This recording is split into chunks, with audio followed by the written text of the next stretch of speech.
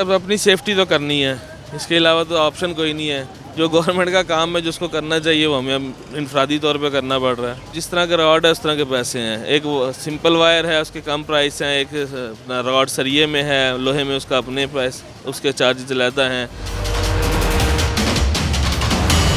हर किसी को अपनी जान प्यारी होती है, ठीक है। अपनी सेफ्टी हम खुद कर रहे हैं। बजट तो नहीं था, लेकिन मजबूरी अब लगवा रहे हैं। कोई 100 की दे रहा है, कोई 50 की दे रहा है, कोई 500 की दे रहा है। ये मुख्तलिफ है, अपने ऊपर है, जोन सी मर्जी आप लगवाना चाहें। 300 रुपये का एक रॉड बिकता रह गया, 400 का एक रॉड बिकता रह गया।